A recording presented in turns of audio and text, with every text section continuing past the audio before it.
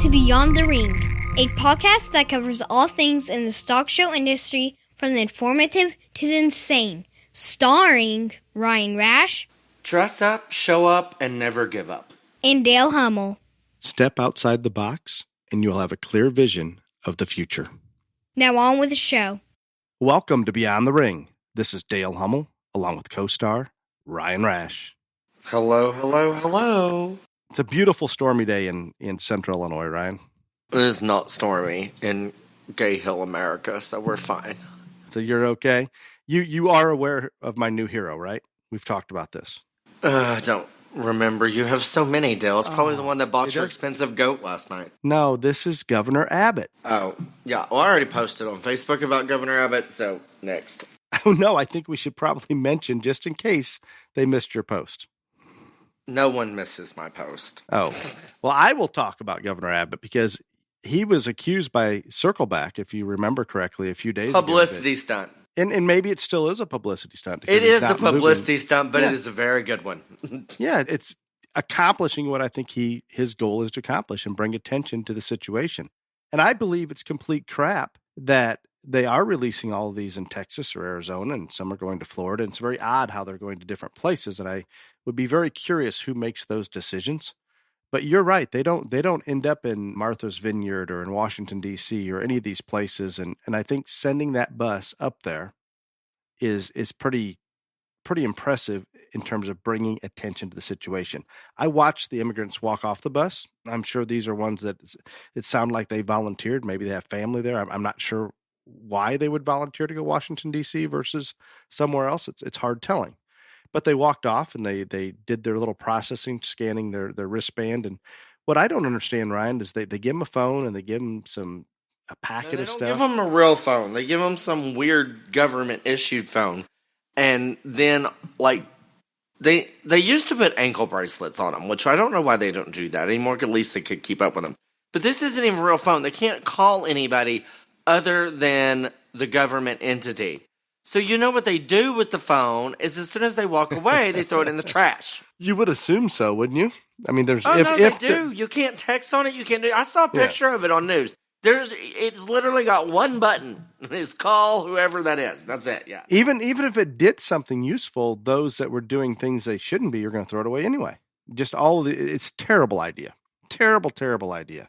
So it's interesting. Instead of busing them to San Antonio or Houston, they just keep on going all the way up to D.C.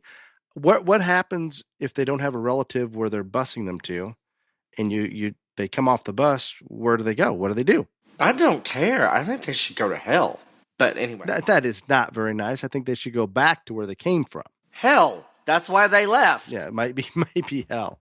So I'm curious, and the other thing is, I don't believe as an employer or an owner of a small business, I don't believe you can employ these people legally.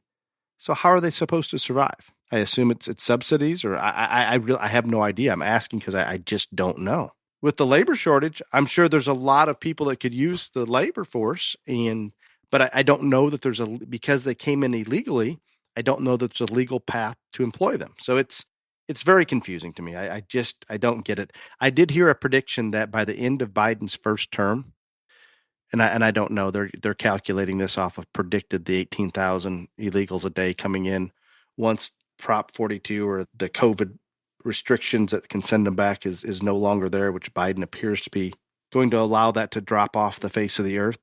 But 20% of the population by the end of Biden's first term will be illegal immigrants. That's a very large number. That's impressive. I don't know how accurate that is, but it is going to be a large number.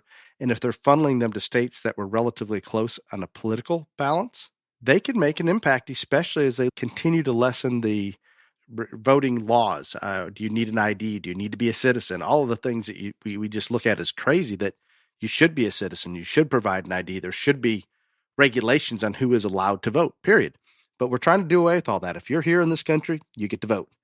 I don't know if that's their master plan. I don't know if Oz is thinking that direction or what's going on, but it's bad. And I can assure you the DEA came out and put a warning about the fentanyl that's coming across the border, how that's going to impact society for decades, that they don't see this slowing down once it infiltrates our system, and it appears to have already done that. it is going to be around for a long time, and we've made it very, very easy for them. And the bigger issue on that, guess where all the fentanyl's coming from? You know what country? Mexico? Nope. It's coming through Mexico. The Chinese. Oh. That's where it's all produced. So you've got the Chinese. Here he goes again with No, I haven't even begun on China yet. You have them fostering a relationship with the Central America drug cartel. That is not something you really want to happen at this point in time. I'm going to tell you, it's been there for a while because fentanyl's been coming through Mexico for a long time. This ain't new. No, you're probably right. I think it's just become much greater. So I don't know. And Ryan, I would like to talk about China a little bit if allowed. Oh, God, here we go. Do you notice the media is starting to speak out a little bit about the issues that China, the clear and present danger that China presents to our country? They are mentioning it. It is popping up. Yeah, not a lot of them. You're watching that station that's filmed in the basement again, aren't you? No, I flipped around from Fox to MSNBC to CNN. I forgot what I was trying. I wanted to see if the more liberal media was reporting on the bus that showed up at Washington. And that first half hour or so, they were not. I don't know if they did afterwards. I assume they had to. I don't know. I'm assuming they didn't. But anyway, so now besides Fox and the people that film in the basement garage, who else known as China? Well, no, I think that's. I mean, you'll get some podcasts that are talking. Myself, I'm going to take this one on my shoulder. So in my mind, China's going to continue to have more success by weaponizing the world economy than any conventional form of warfare. And they're smart about it. They're getting it done. It's happening, and it's very, very frustrating. The other thing I noticed in China, and I maybe everybody's already aware of this, and we're recorded a little early last week, but the COVID lockdowns in Shanghai, incredible how they locked people. If they were at work, they had to stay at work. If the kids were separated from the parents, they had to stay there. They had to go to centralized quarantine facilities. It was unbelievable, some of the footage that I saw. And it concerns me. It's one of two things. Either this variant, and they call it a corona subvariant. I don't even know if they have a name for it. But it's either a terrible variant that's truly got China scared, which I'm not sure of that, or it's all part of this world perception stunt where China appears to not have been affected as much from COVID as the rest of the world, and they're the ones that released this damn virus. So I think their thought plan is, if COVID's beating us up, we're going to get less. There'll be less people around the world wanting to hold them accountable for releasing it if it's impacting them. I don't know which it is. I hope it's not a terrible variant. I really, really hope that's not the case. I don't give a shit what kind of variant it is. I hate to tell you, no one in this country is doing that shit again. No, I don't. You've got a very large fraction of the country, and even if it is something serious, that they aren't going to go down that path. I mean, you see it spiking up in a few cities right now, and I think, I don't know, Pittsburgh or somewhere, they put the indoor mask mandate back in place. That was very unpopular. Yeah, I don't remember which city it is, but one of the big cities on the East Coast, indoor mask mandate again right now. Well, I find that funny that they did that. I didn't hear about that because, so today the CDC extended the mask mandate on the airplanes for another 10 days, and United flipped shit on them. Really? Oh yeah. That's and it's good. not just United. I mean, several of them, whatever. It was supposed to expire on the 18th, and the CDC came out saying that they were going to send it another 10 days from, and United went crazy on them, which is the airline I fly, so I'm proud of you people. But when I literally never thought the airplane companies, whatever you want to call them, airline companies would ever fight to have it taken down, but it's caused so many problems for them. They're had it. They're done. They're ready. They're ready for it. Well, I think in general, don't you think the flight personnel recently, Ryan, I've been pulling my mask down and putting it on my chin for most of the flight, and no, they're not attacking me like they used to. I mean, I just do it because I don't want to cause problems, and so I don't try any of that stuff. But what I notice more than anything now is in the actual airports, nobody's wearing the mask. Or, I mean, there are people, but it's not worn properly. It's hanging around the ear or whatever, all this stuff. But it's not like it used to be where everybody in the airport sitting there waiting on a plane was pretty much doing it right or whatever. Now, you go to baggage claim in IAH in Houston, I'd say 75% of them don't even have one on. And I think that's state by state a little bit. I see more in Illinois, but you're right. When I'm traveling into those other areas, by the time they get close to that baggage claim, they're ditching it. And I was able to get all the way to Scanum Eyes and Clear the other day without even putting one on. And that's pretty good. Like I said, I don't chance the bullshit on the airplanes or whatever, but like I have noticed, especially over the last couple of months, that they're not being nearly as bulldogish of like, have it over your nose, have it over your mouth, all that other stuff. And like it used to be I'd say less than 6 months ago, like they were still on the thing about like, if you weren't actively eating or drinking, like you needed to put it back up. Now, and if you up if it slipped down a little bit, even. Right now, if you've got like a drink in front of you, or you've got a bag of chips on your tray or whatever, they don't care. But I never thought I'd see the day where the airlines were actually trying to get rid of it, and they are angry that they. I think it's caused them a lot of grief. Like Shanghai can do whatever they want, China can do whatever they want. I promise you, there is not an elected official in this country that wants to stand at a podium and tell United States of America that they're going to be in lockdown. They don't want to tell them about a mask mandate, much less you're going to be locked down. So that it's not happening. Like that I cannot see it. Cannot. I'm totally confused with why China's taking this approach to it. It is in the back of my mind, and it bothers me because I don't know what angle they're taking, and there's an angle there. I think China's trying to kill off more of their people, so they have less people saying what they do. Well, then they wouldn't lock them down. They've got them in hazmat suits and carting these kids off away from their parents. It is unbelievable how hard they lock that down. I guess I don't remember them doing that when it first broke. Long ago in Wuhan. I've tried to forget. Yeah, I don't get it. How about our BLM and their self-enrichment through their multi-million-dollar mansion that they needed to buy?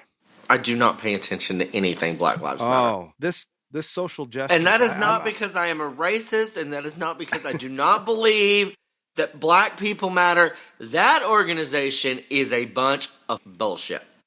Like it is not good. They want to act like they're there to like for equality and all this other stuff. They are there just for violence and to tear shit up and like make people more racist. That is what they do. And they are capitalizing it, and they're using it for self-enrichment like no other. I think it was a $3, $4, $5 million mansion that they purchased, resold it. Why do they need a mansion? I guess their office. I don't know, but it looks like those that are at the top have just abused that organization to no end. And it's crap that they were given so much money just because of that social justice cause that they pretended to stand for. And I think they've done more harm in terms of what's happened within this country in terms of separation and more tension between the races. If we are a more racist country now than ever, it is because of Black Lives Matter. That I just say. And I don't believe that we are, but we may be more than we were a year ago or 2 years ago or whatever it may be. We are more racist than when we were before Black Lives Matter started. Yes, I'm just saying. Exactly. I would say, and again, maybe I live in this little bubble. I'm not saying you do live in racism. a little bubble. I don't. Now you're throwing rocks in a very glass house. Nope, I do not. So I'm with you that I'm not saying there was no racism in existence in our country. There's going to be racism till the end of time. Yes, like that's never going to go away. I will say again. If we are such a racist country, why did we elect a black president? For 8 years, and again, if we were such a racist country, why didn't he do anything to fix it while he was in office? Because we're not. And you're overlooking the obvious. What? If we're so racist, why would we have a gay on a livestock stock show podcast? Oh, that has nothing to... Don't even get me started there, because if stock show culture was woke, I would be judging every major show in the world. So... Don't talk to me about You're literally barking up the wrong tree right there, sir. That LBGTQ stuff is still wearing on me. By the way, it's still. I don't care if it's wearing on you or not. I don't belong to those people. No, you don't. And I am very thankful. But do not tell me that there is not prejudice and racism in the livestock industry, because you are wrong. Moving on, next. You know I can't ignore Tucker Carlson's UFO report. Well, thank God you're going to address it, so all these people will quit texting and messaging me asking, do you not believe in UFOs anymore? So have What I would like, Ryan, is I would like you to go on record and give your stance. Do you believe or do you not? I have said this before on here. I believe there is another form of intelligent life somewhere in the universe. Yes, I do. I do not know if all this shit that you and Tucker and all these other people bring up are it. And I think part of it is because I do think that there is a large conspiracy, not only in the United States, but worldwide, to keep evidence and hardcore facts of intelligent life existing away from the general public. Yes, and why do you think that is? That I do not know. I don't have a real answer for that, other than they think it would cause mass hysteria and chaos. I mean, I don't know. But, like, all these other things that we've found out over the years haven't caused, like, whatever. So I don't get it. That is the one thing that I'd never understood. Like, if it's out there, just, like, tell people. Like, they will adapt to it just like everything else they've adapted to in life.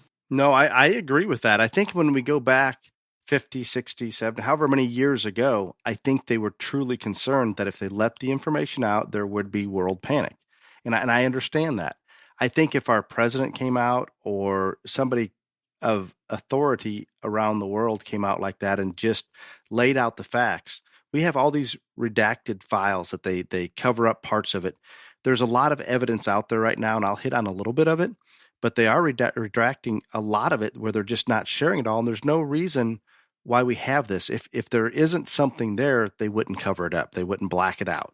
They would release everything if they weren't trying to cover something up. And the only logical thing that I can come up with as well, Ryan, and maybe they're not completely sure what it is, but what they have proven, we've had the director from the Pentagon unit that studied UFOs called the Advanced Aerospace Threat Identification Program. He was on Fox News talking about this and talking about the connection between sightings and some radiation burns and paralysis and brain damage and things that I would say are way out there, but in hindsight make a little bit of sense.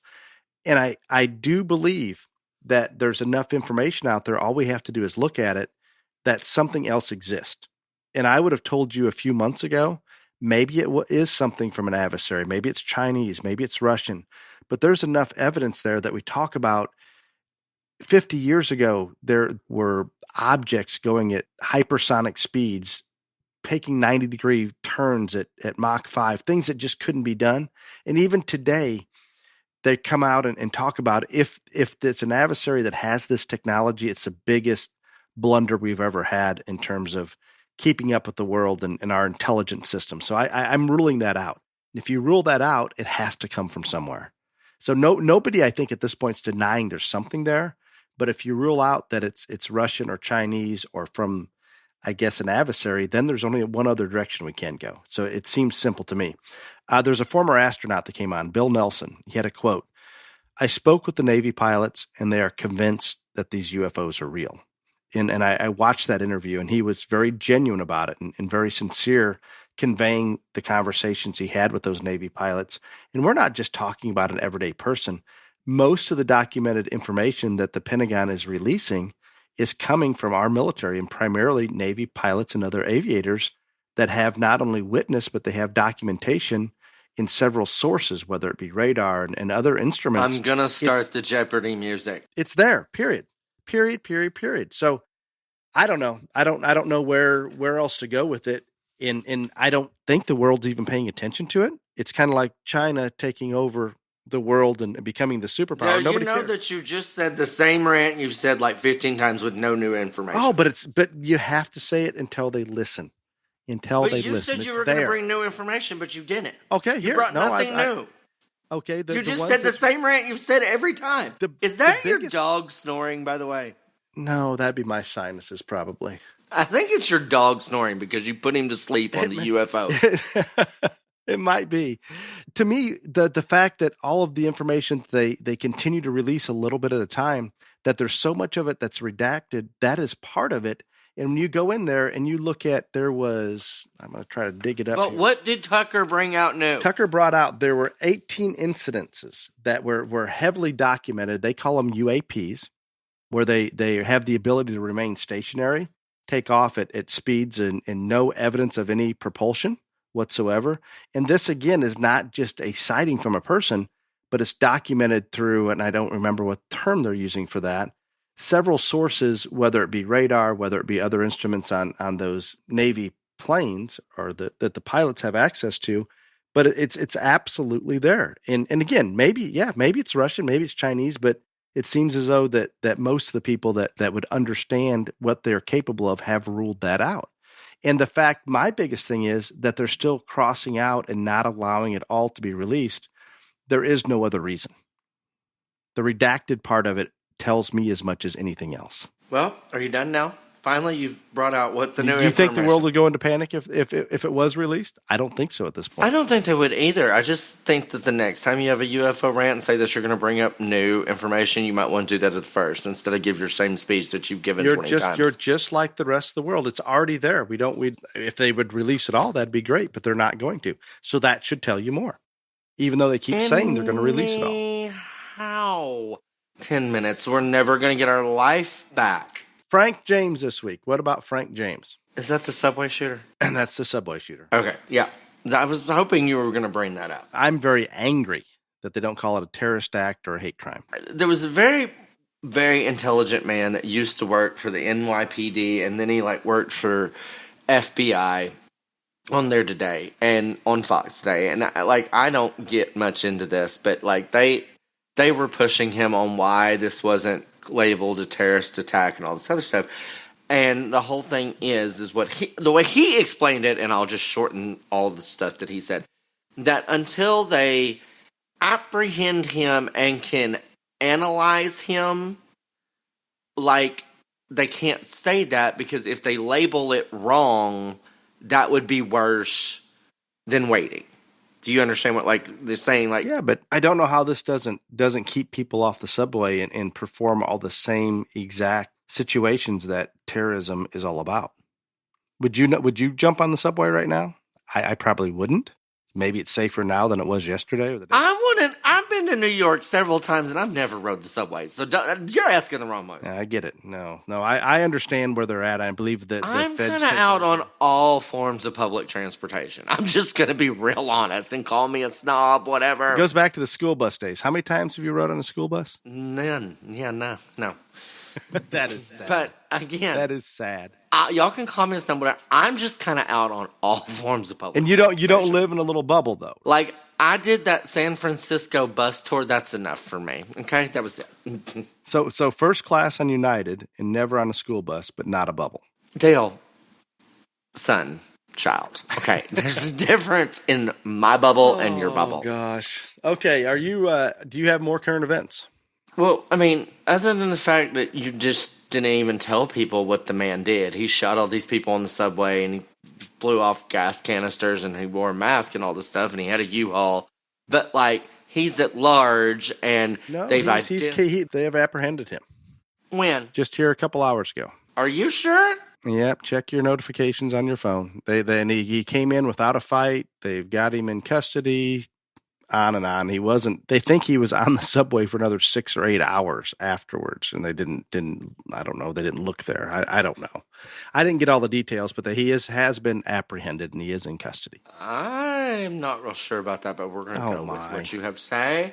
I was literally on Fox News till 12 noon and they had not been apprehended. It may have been right after that. It'd have been close. So anyway, but it's a terrible deal, but I do the guy's got obvious psychological issues with his YouTube videos and all this other stuff. But, it'll be interesting to see if they do claim it a terrorist thing. The only other thing, since you went on for 15 minutes about UFOs with no new information, the one thing that I do want to say that I've found, I have watched the news steadily for the past 2 days, and I'm going to keep this very short and sweet. But I think the most interesting thing that I have found out in the news in the past 2 days has to deal with Putin, and I did not know that the man was the richest man in the world, but Elon Musk and several other people thinks he is the richest man in the world to the tune of over $800 billion. But anyhow, and so this one person on Fox says that they've cut off his access to almost $400 billion of his money at the central bank, and they're freezing out all the oligarchs and all this other stuff that hold his other money. So why is the war still continuing? The war cost him $1 billion a day. He gets in over $1 billion a day from France and Germany alone in oil sales. That is why the war is still continuing. And it's hard to cut that off because they don't have any other direction they can purchase from. I understand that, but that is the most logical way to end the war. There you go. That was the most thought-provoking thing that I got. I didn't know Putin was the richest man in the world, but he is, evidently. Now, they've talked about it. I don't know if they've ever quantified how much he had, but they knew he was doing very well. Very, very well. Well, the reason that he's probably not labeled, this is what this guy said, the reason he's probably not labeled the richest man in the world is because in his account holdings, it's only like $400 billion, but the oligarchs that he has holding the rest of his money, if you add all that up, then there's no doubt he's the richest man in the world. And we're going to have to bring Chase on to explain these oligarchs. I just don't I want to be I don't one, understand. personally. Yeah, I'll sign up. I'm in. I just don't even know what they are. I mean, I can wear fur like 75% of the time in Russia. I'm all about this. Okay, let's move on. We're still in sale season, and Pope Joy Livestock has another trip heading from Indiana to California and back, usually out on Route 80 and comes back on the southern route through Interstate 40. Please reach out to Stephen for any of your stock show hauling needs. Mr. Boxell, we appreciate your continued support of this podcast. Thank you, thank you, thank you. I do have a bit of information on Mr. Boxell. Apparently, he posts something on his TikTok account. I don't have TikTok. Ryan doesn't have. I did not see this. Did you, Ryan? I have TikTok, but I don't make TikToks. I just look for hot cops. Well, maybe did you see his Valentine's Day? No, he's card not a hot post? cop, so therefore I don't pay attention. Got it. So evidently he put something up about Valentine's Day, communist Valentine's Day card on TikTok. And the communists in China that own TikTok, they didn't just put him in jail, Ryan. They completely banned him from TikTok. So much for freedom of memes. They do no longer exist on TikTok. And there's a lot of crap that goes down. Wouldn't you say that TikTok's pretty wide open? Yeah, real wide. So, I mean, but when you touch on the communist thing, they ban you just like that. It's very interesting to me. Well, I don't understand. This is April, and he did this February 14th. Why did it take this long? I'm for him just to now get banned? finding out about it. I don't know. Maybe he thought he was just in jail for a while. I don't know, but he officially made the comment that he has been banned from TikTok. Couldn't you just create another account? Oh, I'm sure he can, but anyhow, well, we're sorry for you, Mr. Boxell. If you mess with my hot cops, though, I'm going to come up there and stuff you in a chiller. Next. So, it's been a rough week for the BTRJLA. I'm not going to lie. So, y'all going to have to, forgive me if this top 10 list that I give here in a little bit is not completely updated. There's, 4 people that do BTRJLA, and 2 of them are out of commission this week. So, we've been on the struggle bus just a little bit. And we have 3 new sponsors that we haven't got to announce on social media, and I haven't got their graphics made, and they haven't got me all their stuff, but I just want to call them out and thank you. Stock Show Auctions became the final national top 10 award sponsor. Cliff Livestock is Region 1 cattle sponsor, and RS2 Showstock is Region 2 goat sponsor. I mentioned them before. They're still trying to get their logo sent to me, a digitized version ever. So we will get all that up there when everybody gets back and running again. I've been putting in points left and right because our points ladies in the hospital, etc. So it's been a little rough this week for our skeleton crew, but we're still pulling through. I do want to thank one of our 3 corporate sponsors. Our 3 corporate sponsors are Showcoat Solutions, Leonard Truck and Trailer, and JH Cattle, Mini Herefords, and Mini Mafia. And I do want to highlight JH Cattle, Mini Herefords, and the Mini Mafia publication. Just right quick, JH Cattle Mini Herefords is located in Carmen, Texas. They are owned and operated by Will and Shelby Hogan with their 3 daughters, JC, Hannah, and Adeline. Raising and showing Mini Herefords is a family deal for them, and supporting youth is their passion. So if you're looking for a Mini Hereford, please contact JH Cattle. Mini Mafia is the only publication in the Mini Hereford industry. Their goal is to provide a wealth of knowledge to the Mini Hereford exhibitor, breeder, enthusiast. They're expanding their capabilities every day to help the rapidly growing Mini Hereford industry. They're striving to give Mini Herefords a larger platform to stand on and be seen. So if you need any type of marketing done and you're in the Mini Hereford business, please look to the Mini Mafia publication. Top 10? I was fixing to say, you didn't say nothing about my sponsors. You only like to talk about yours. No, I was wanting to hear about the top 10. I was wanting to kind of tie it all together, but I'm afraid our Oh, top 10 is fine. not No. accurate enough. I don't know. I mean, like we updated last week, but I don't think we've got to update this week. We're working on it. And everybody needs to remember, it's a little bit on. Sometimes the shows don't send those results in immediately. Yeah, I have made great strides on that. There were some from February that hadn't gone in. I got them in this week. So, and since, like, y'all just thought that I was in Vegas doing nothing. I was actually judging a show. I had other things, but I was working during the day. Damn it! Right. And so You judged for 8 hours and you were there for 5 days. no, that is Yeah. inaccurate, sir. No, that's But pretty accurate. you weren't there. Okay, Peanut Gallery, which we're about to talk. You weren't there, so you don't know. But anyway, I was there the first day. Top 10 novice lamb. We have not had a novice division, so we're going to highlight the top 10 novice lamb exhibitors overall. First off is Dale's best friend, Jackson King from Quitman, Missouri. Second is Cinch Ward from Oceano, California. I don't even know where that is. Third is Eli Hambrick from Arizona. Fourth is Cody Pratt from Idaho. Fifth is Alfred McDaniel from Texas. Sixth is Eli Blackman from California. Seventh is Briscoe Black from Lipan, Texas. Eighth is Kerry Bland from Palestine, Texas. Ninth is Finn Butler from Ohio.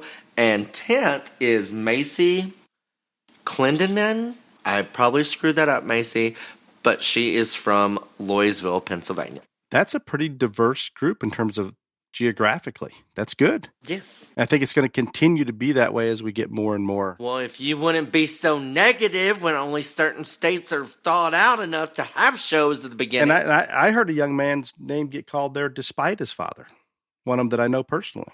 Who are you talking about Briscoe. now? Would you leave Colton alone? He is a sponsor. Got it. I forgot Colton was a sponsor. Okay. Jesus. Maybe that's why Christ. Briscoe made the top 10. No, it's because he shows very good sheep, sir. And I think maybe there's rumors that he might show a goat next year. There's rumors my. out there. Oh, Lord.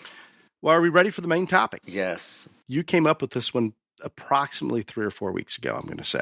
I don't remember when, but it was a while. In a rant after a No, show. I was angry. I don't remember. But I don't know what I angry. don't remember the trigger is. I get angry a lot at shows. Okay, I'm gonna be real honest. I don't remember, and I don't even think I was judging, but I was just at one. So next, but yeah, The topic for today is the peanut gallery. We're going to talk about the peanut gallery. Before we get started, I want to bring out, Ryan, that this is not just something in the stock show industry, but it's everywhere. We're just more aware of this because this is our world. This is in our bubble, we could say.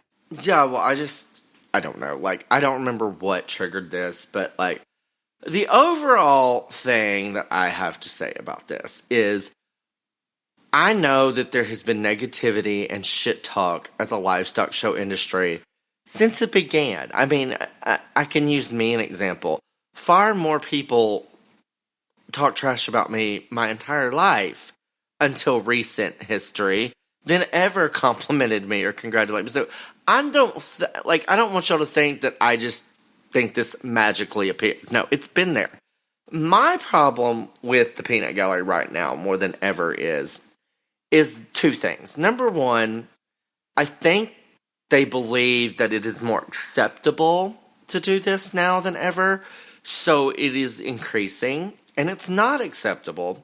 And number two, and the most important thing, like, I'm going to use this as an example. If I was a Brahmin breeder, why the hell would it matter to me or me want to talk trash about what happens in the Longhorn world? Like, people just take it on because they think they can, when it doesn't even directly affect them anymore. And so, yeah, it's dumb and it needs to stop. Well, I can come in from another direction, and I think the reason that we're jumping on this and we're seeing more of it is just the continued increased time on social media and the different Social media has been around, though. No, I agree. I'm contributing that as a part of it, and I think because there's so many people that live in a social media bubble, that is instigating getting attention. Anything, and I get it. Talking about a football game or a basketball game or a livestock show, there's positive that come of it. It stimulates interest. There's a lot of that, but I think Ryan's going more towards just that negative side of it. And heck, Ryan, we sit back here every week and we give our opinions on different things at shows and the livestock industry in general. So in essence, we're part of that peanut gallery. But I think we need to try to take it as positive as we can. We got to bounce back to the rainbows and unicorns and butterflies. See, I don't agree with that once in a while at all. I don't agree with that at all because, and I have said on here and I have said before, that if I do not think that I have a great deal of knowledge about a subject or I wasn't there and I didn't observe something happening, then I'm not going to comment on it. So no. I don't believe that I'm part of the peanut gallery. If you break it down to where you're talking about the peanut gallery that has just no connection to anything, I get that part of it.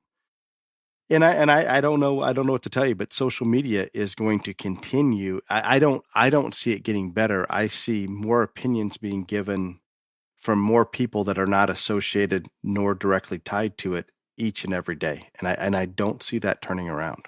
And hold on, wait, back this train up again. Secondly, number one, when we talk about things, yes, we talk about things that are negative in the livestock industry. Because there are negative things in the livestock industry. We do that to bring awareness, not to talk shit about people. Agreed.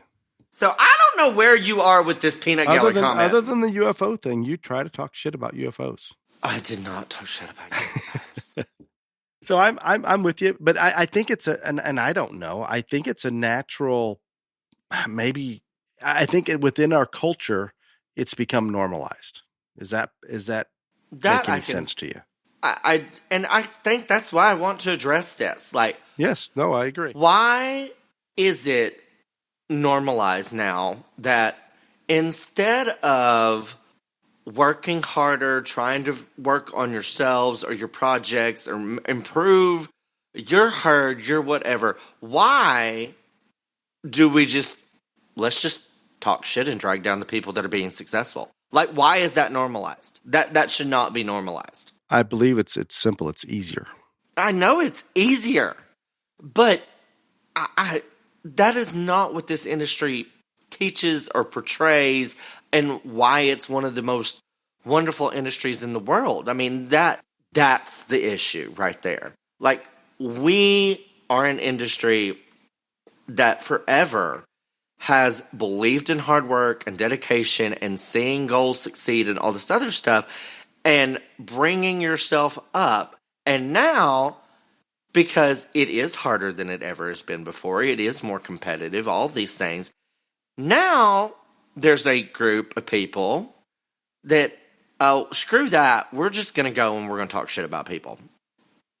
Yeah, I don't like that. I don't buy into that. I don't think that's what we need to do. And you can break it down, and you talked about an exhibitor perspective or judge or breeder perspective. On the exhibitor perspective, I could take this all the way down to the county fair level, and I can see it at every level. But you do have families, and we get questions from them all the time for a question and answer that they've worked very hard. They've done everything they possibly can do to become successful at the state and national level, and they choose to still show at their county fair. And guess what's going to happen when they go in there and show, Ryan?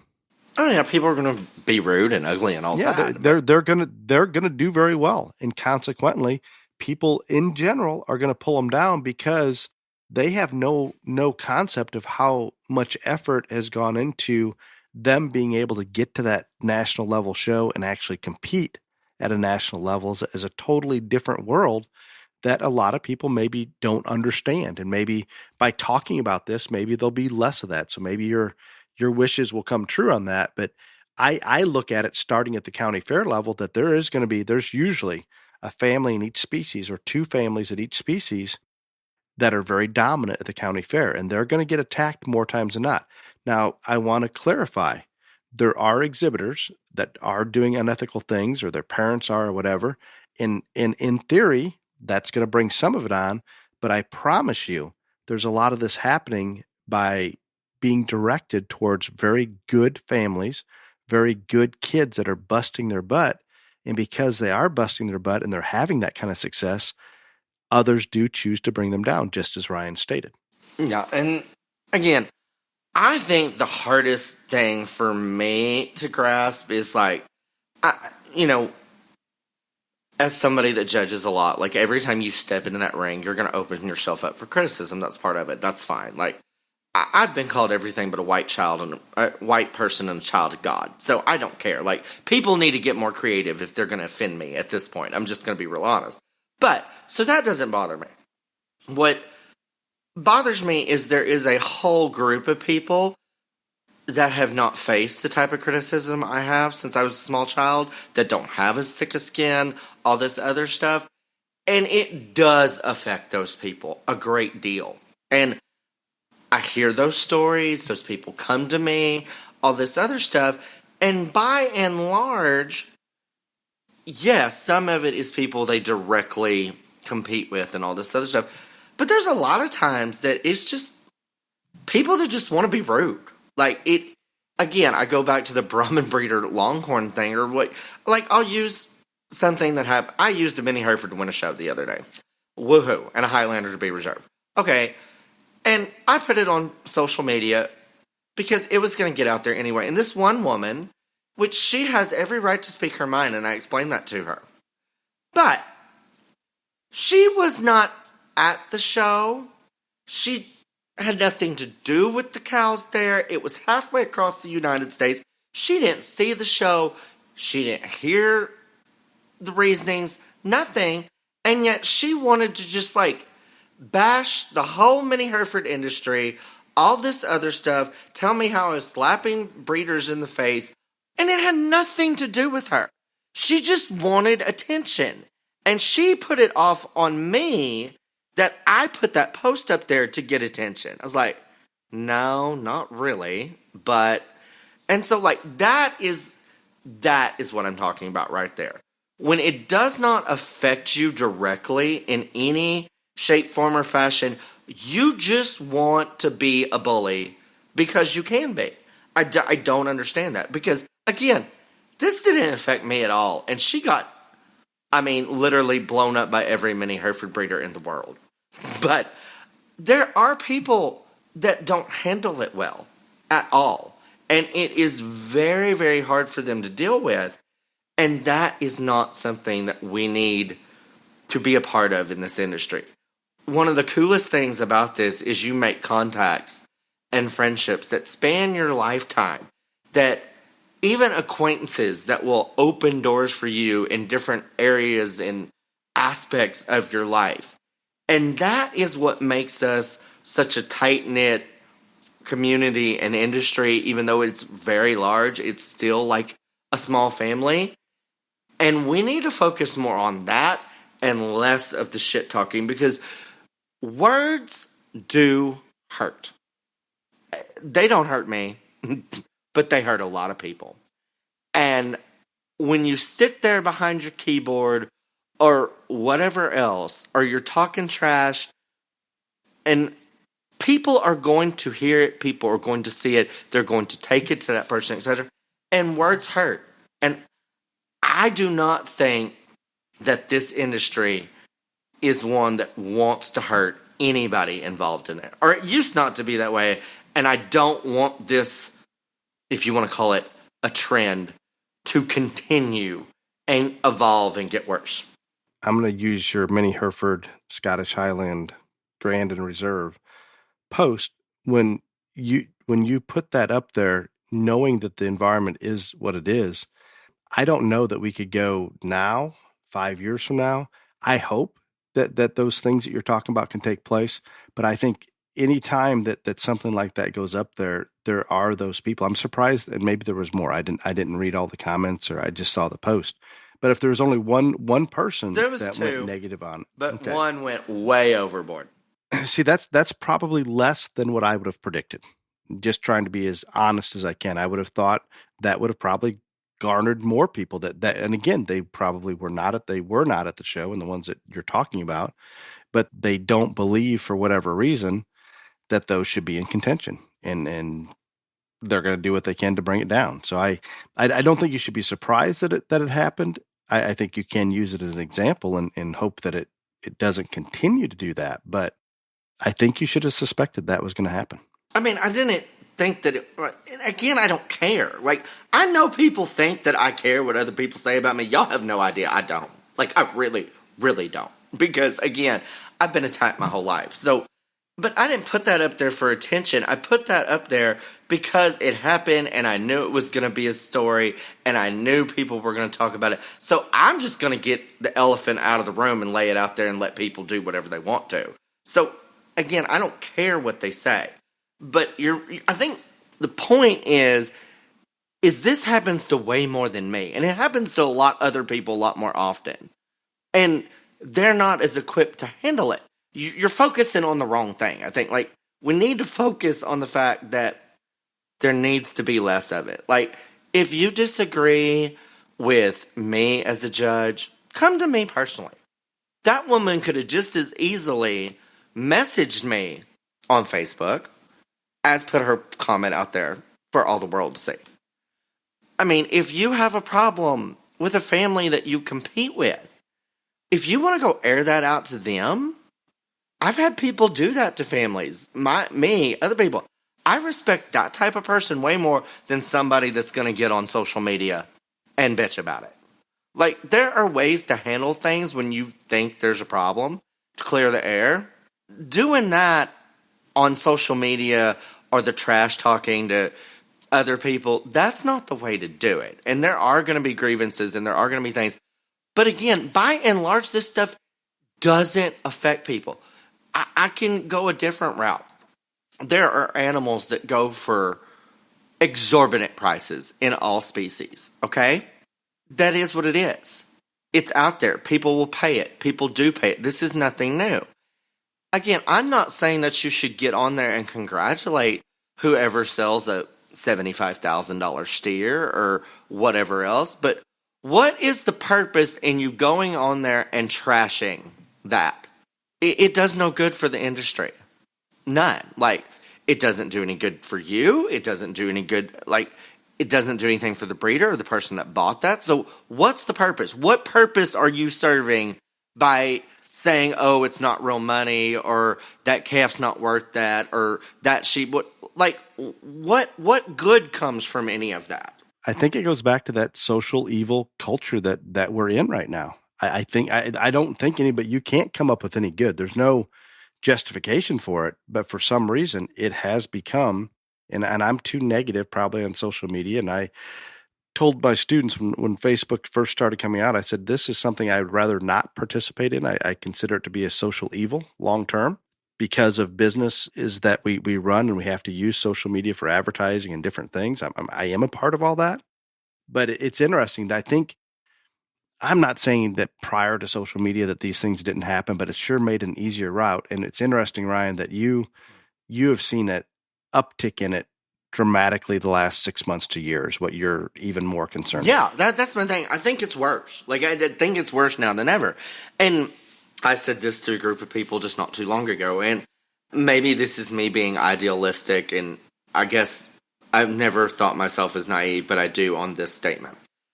I really thought when Rona shut us down and we didn't get to show, we didn't get to do all this, that I thought when shows started, like, against all odds, making a way back, new shows coming up, all this other stuff, I truly thought that we would come back more grateful and appreciative and all this stuff, and that lasted a hot minute, and that's about it. There was a couple shows during and right after that people seemed pretty darn good, but you know what? You're right. We're right back where we were. Right back where we were, and maybe that's part of me in this. I expected us to do better, be better, especially since we got what we love stripped away from us for a period of time. But I really do not believe we learned anything from it. And I'm not saying everybody, but as a group. As a whole, no.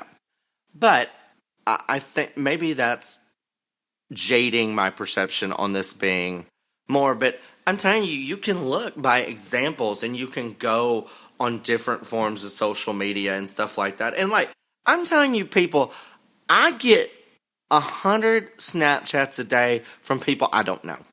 That I just don't know who they are. I know they show, whatever.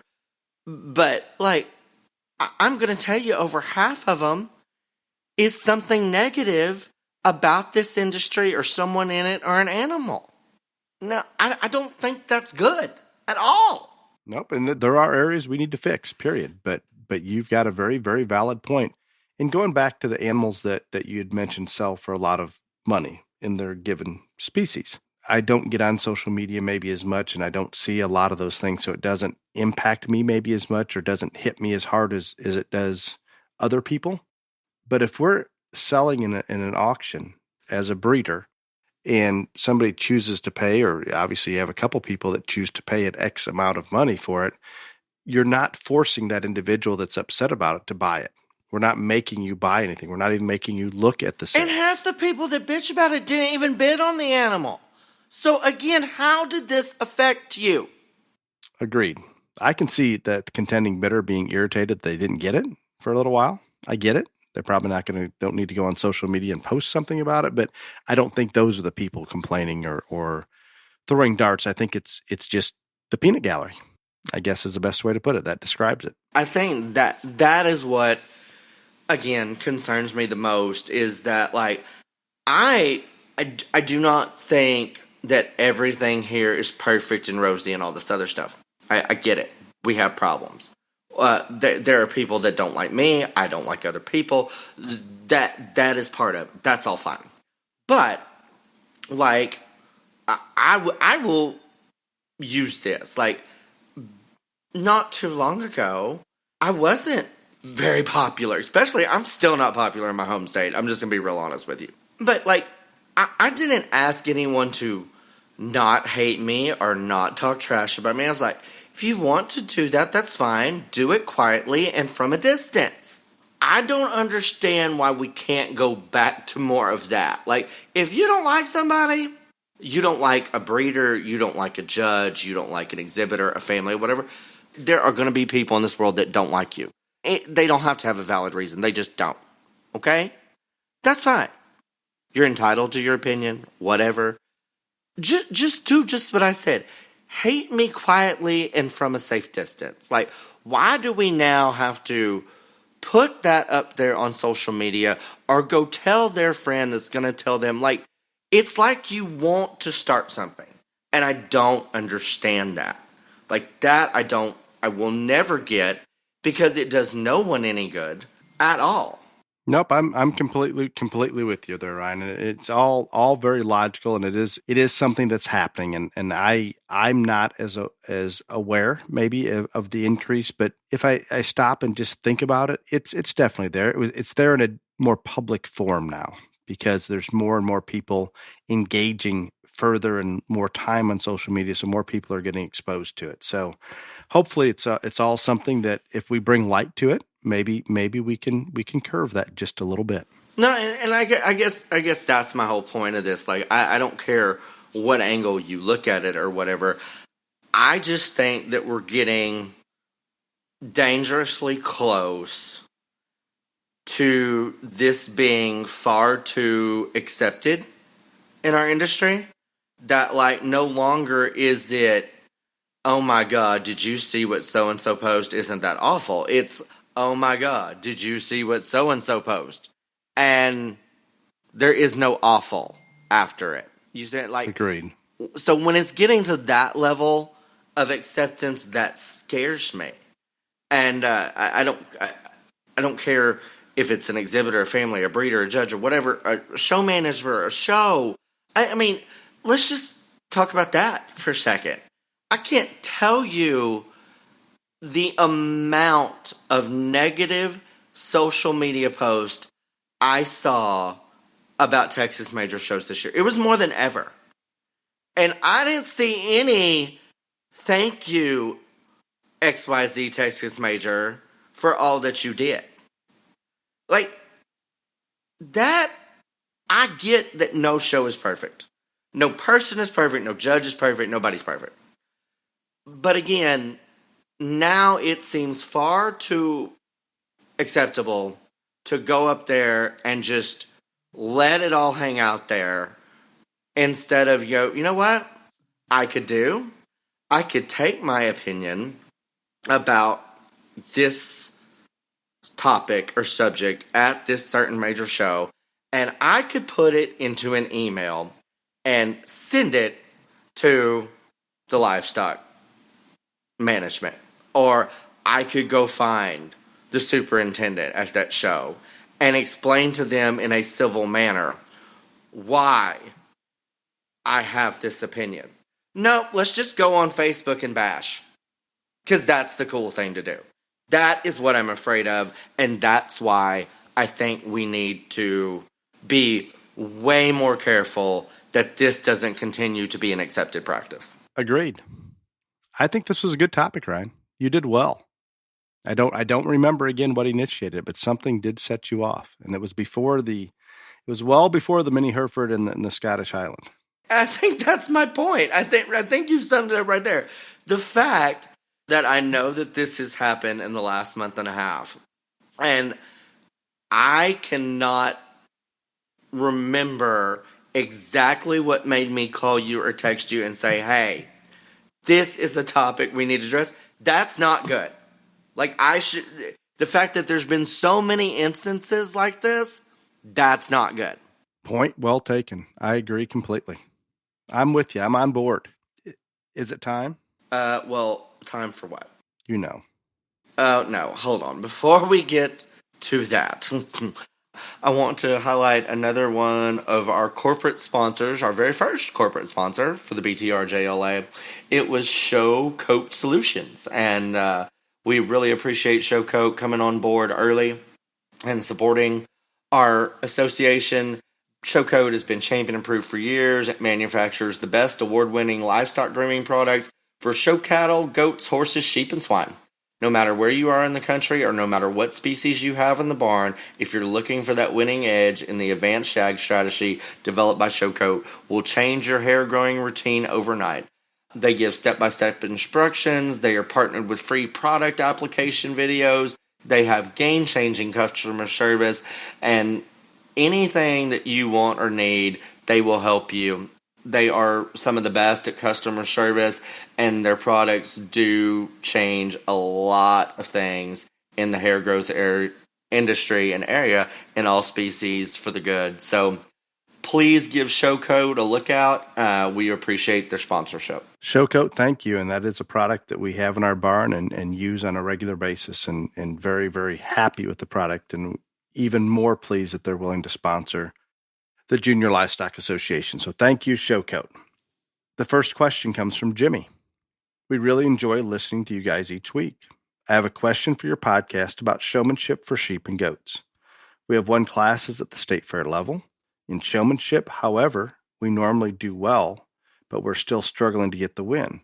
We have sent our kids to various sheep and goat camps over the years and have received some mixed signals regarding the proper way to set the legs.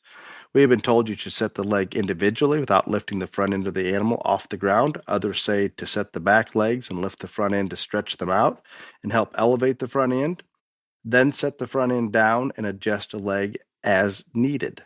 The kids and I have been discussing this, and when I say to do it one way, they say the instructor at camp said not to do it that way. Can you tell us from a judge's perspective which way is correct? They're not going to like my answer. Well, I have one that people are going to like less, but go ahead. If you're talking about from my perspective as a judge, From a judge, yeah, right? absolutely. No, I know, That's what Jimmy would like. Right. From my perspective, I don't care how you get it set up, as long as you get it set up quickly and without a whole lot of hullabaloo. I don't care. It's simple. That is that easy. Where is the confusion here? I don't care how you do it, as long as you get it done fast and it's not really distracting. But draw the least attention to yourself and make the animal look the best it can. Period. But I'm going to tell him that's not the answer that it's going to help his kids. Okay? Because I think it will. No, I'm just one person. And there are people that want it done a specific certain way. They believe that. Just like going to that camp.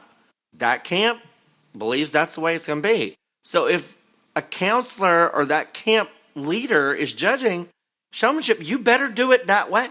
And so I guess the helpful thing that I'm going to tell him that's not going to be very helpful is the only way to improve in showmanship under specific judges is to be under them and to listen to what they said. Not just about you, but their critiques the whole way through. Because you do get pointers and you do get tips for the next time.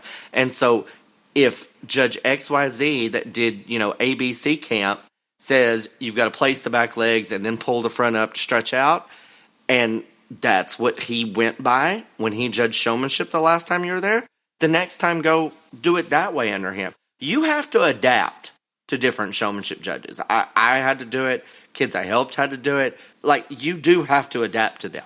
I know that's not what you want to hear, but you do. If you really want to win showmanship every single time, and somebody likes it one certain way, or they have a pet peeve, etc., you have to adapt. I agree 100% with that. That's exactly the direction I would go. But I do believe it's absolutely ridiculous if we have a judge out there in a sheep or goat showmanship, and they believe you need to reach back and set that right leg or left leg first and then go do things in a certain order. That is ridiculous. And I'm not saying it's not. I'll take the hate mail. I want it on this one.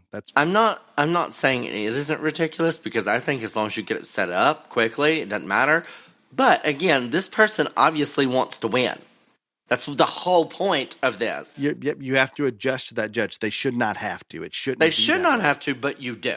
There's kids out there that can walk those sheep or goats into about the right position, like you'd walk a calf into it, and pop that front end just a little bit without hardly any distraction, and that thing is stuck, and the feet are placed in the right, and they never touched the leg. Those things happen, and I would never discount a kid from doing that. And I know we will have showmanship judges say, well, this one never reached back and set a leg. Well, guess what? If they never did and the damn thing was set up all the time, maybe that's even a positive, because they didn't distract. And when they went to reach down to set that leg, if I'm looking at you as a judge, that animal's probably falling apart just a little bit. Where if we can get those stuck, like Ryan had said, as efficiently, as soon as we stop as we can, whatever manner that be, without being distracting, that's the simple solution for me. I agree. Adjust to the showmanship judge.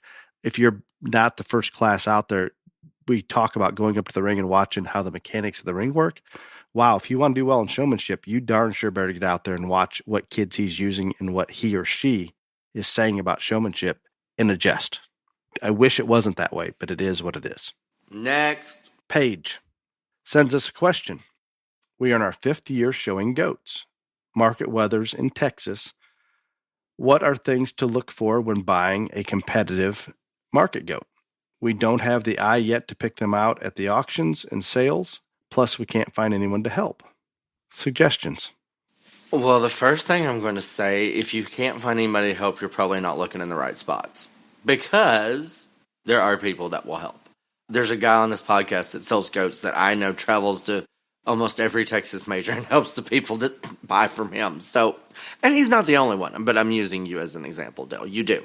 And so, and this is in all species, people will help. Again, I think it's a trial and error thing. You've got to find the right one, and maybe you need somebody in Texas or close to where you are, and maybe that's why you can't find somebody, because there's not anyone close to your location. But any help is better than zero help. As far as what to look for, I think the same principles apply to all livestock. It is soundness, muscle, and look. And if you need more direction in what to look for and what is a structurally correct animal, what is a muscular, dense, powerful animal, or what is a good-looking show goat, etc., study the pictures, study the videos, go back and watch almost every big show now is webcast and recorded. Go back and watch and those deals and see what's up at the top of the class. Listen to that person explain why 1 was the winner and 2 wasn't, and try to listen and study.